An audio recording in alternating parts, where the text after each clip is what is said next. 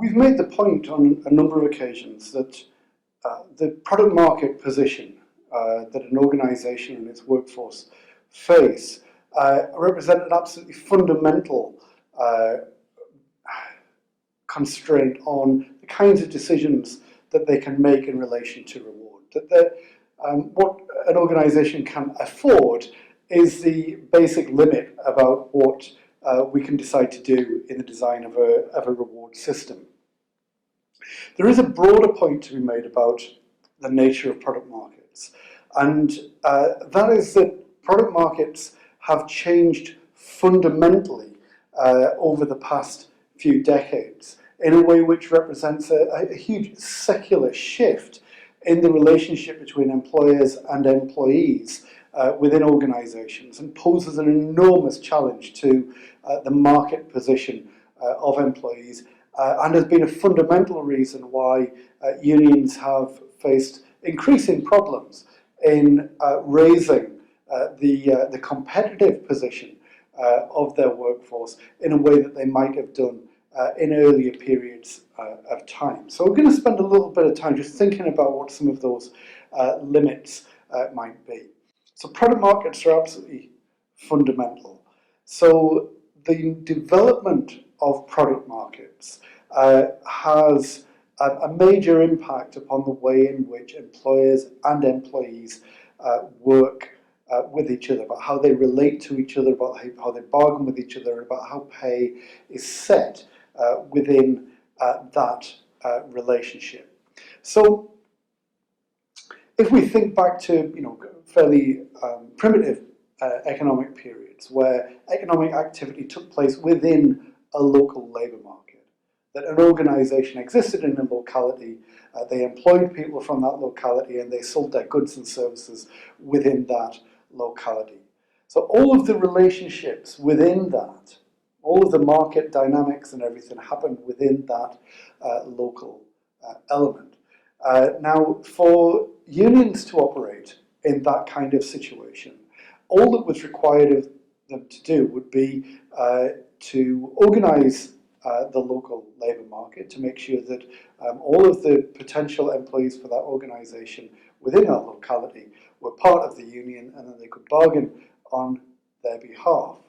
Now, in that kind of very closed system, for the union to negotiate for higher wages on the part of their members, then the organisation would have to either be able to absorb those costs through reducing margins or whatever, or to pass on those additional costs to their customers.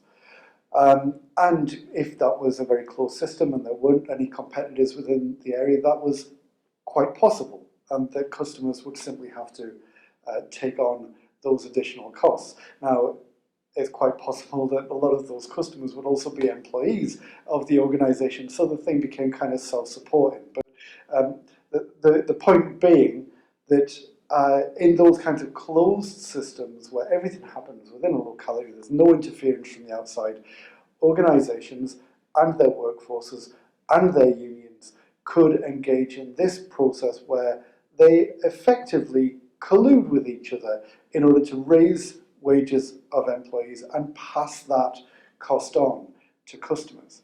Now, product markets didn't stay local. They evolved into being regional and then national markets. Now, for unions to be able to operate in a similar way, once we have national product markets, they have to expand their operation. They have to become national organisations. And so we see the development of unions over this period to merge local unions, to set up national institutions, and to work very hard to be able to organise the whole market. If they're not successful in being able to do that, in order to organise every part of the market, they run the risk of bargaining in the unionised sector simply leading to a loss of unionised jobs, because their employers, the employers of their members, simply become uncompetitive. So they have to organise the whole of the relevant product market so that all of the employers in that market raise their costs and they raise their prices in return. Similarly, a strike action in the unionised sector simply transfers demand from the unionised sector of the market into the non-union sector. So we see this shift in the development of product markets resulting in a shift in union organisation behaviour. Employers often went along with this kind of activity, this desire to take wages out of competition, that they would effectively collude with their product market competitors. And the reason why they would do this, why they would slashing costs where possible, taking on unions and not playing part of this game, was because they saw huge benefits of taking this potentially volatile, conflict-ridden employment issue out of the relationship that they had with their unions. Now, of course, that didn't happen all the time, but to a large extent, where there were national collective bargaining situations, wages were agreed across the whole industry, so where there was a wage increase, it applied to everybody in that industry.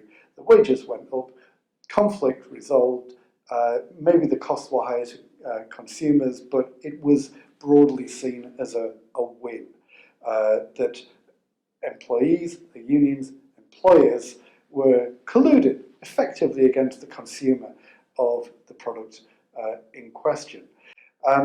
Now, there are lots of advantages for this kind of approach. Very good for union members because it means that they can enjoy higher standards of living. They're effectively operating a monopoly in this market, and so they have the benefit of charging what are called rents in this kind of situation. The union members get their share of the rents. Good for employers because they don't have the conflict that would be associated with local bargaining, and if the labour markets get tight with their employees moving backwards and forwards from one employer to the other, trying to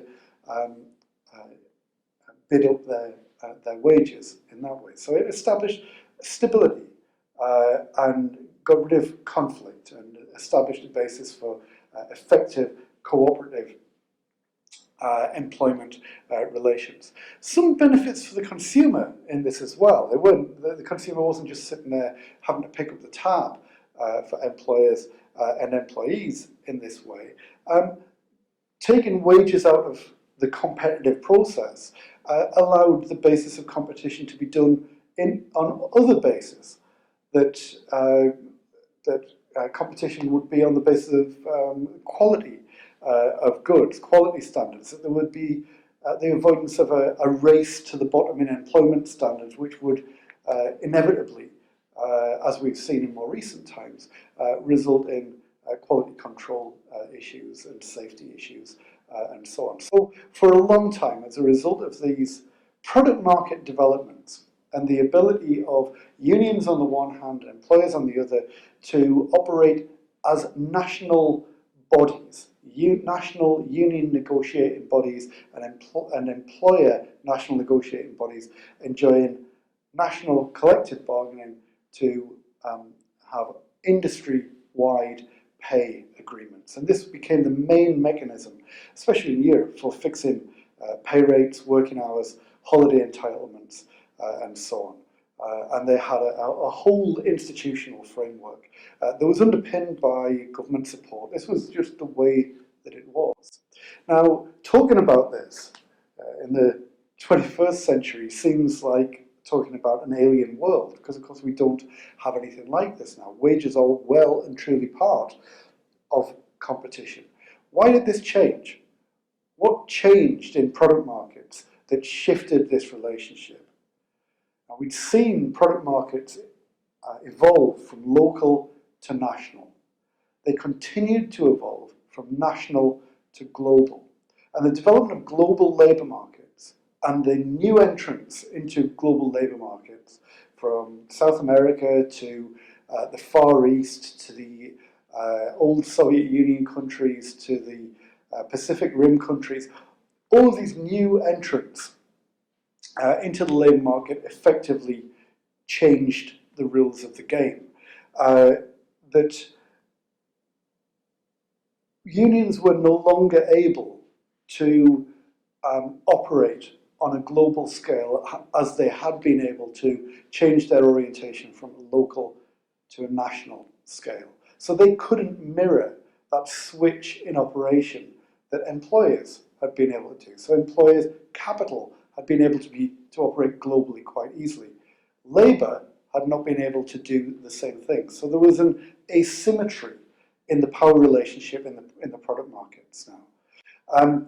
And so they simply couldn't tie up the whole market. So they were fundamentally undercut by these new entrants into product markets. So national pay bargaining systems collapsed because maintaining relatively generous levels of pay in national labour markets was no longer sustainable when the product markets that supported that had changed fundamentally and was being supplied by much cheaper labour from these new entrants to the global economic system.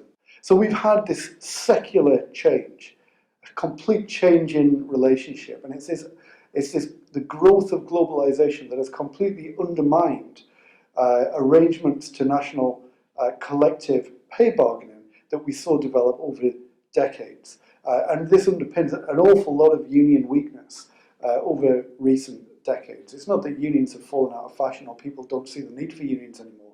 It's simply that they can't operate in the way that they've become accustomed to. Their product market orientation had gone away and they weren't able to respond in a new way that fitted the new arrangements.